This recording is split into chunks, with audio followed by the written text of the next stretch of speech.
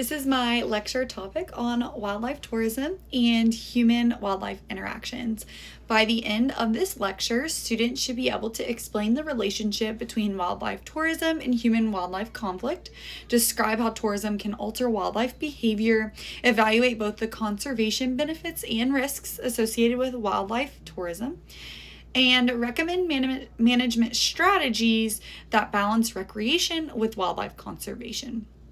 So at first today, what I would like you to do is think about the last time that you visited a national park, an aquarium, a zoo, maybe you went on a dolphin cruise. Did you ever stop and think about how your presence affects the animals that you were there to enjoy? Wildlife tourism is one of the fastest growing forms of outdoor recreation in the world. Every year, millions of people travel specifically to observe wildlife. These experiences can create lifelong conservation advocates like myself and generate millions of dollars for conservation programs. However, tourism also changes animal behavior. Today's lecture explores both sides of that relationship. So why don't we do a little poll question here? Which activity do you think has the greatest impact on wildlife behavior? Is it whale watching, feeding wildlife, wildlife photography, or hiking in a protected area? Which one do you think would have the greatest impact on wildlife behavior? So what is wildlife tourism? Well, this is visiting a national park, going on a safari, whale watching, shark diving, bird watching, wildlife photography, ecotourism, and more. Not all wildlife tourism is harmful. That's really important to remember. But the goal is to create responsible interactions with wildlife. Wildlife tourism has several benefits. It generates funding for protected areas. It creates jobs for local communities. It provides economic incentives to conserve habitat instead of converting it to agriculture or development. Perhaps most importantly, it connects people emotionally to wildlife. People are more likely to protect what they appreciate.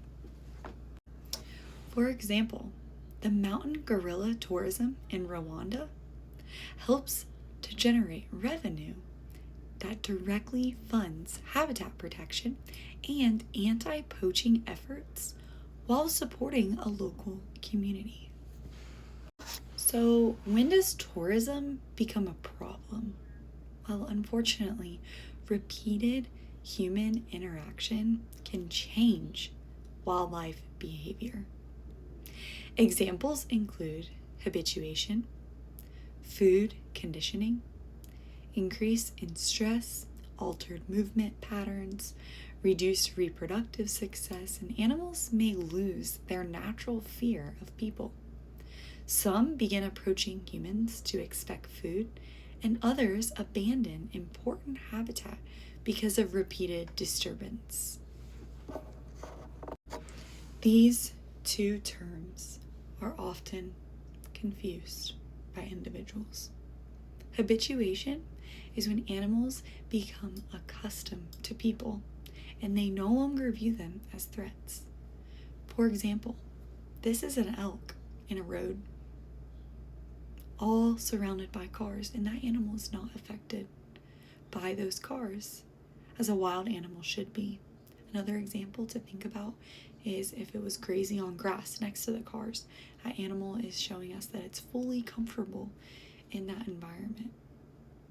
Another example of a vocabulary word that's very important is food conditioning. Food conditioning is when animals begin associating people with food.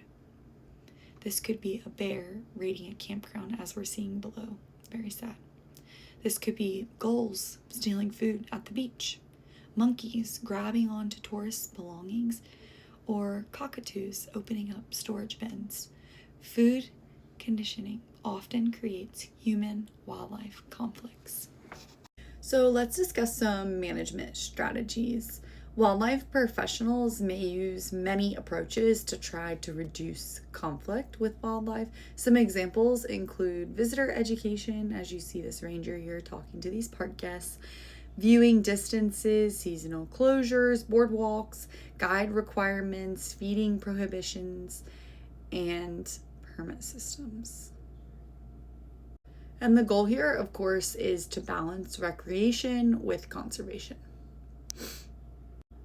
One case study is sea turtle nesting beaches, and managers will often restrict flash photography, close off certain sections of the beach, limit nighttime access, and educate visitors about nesting behavior.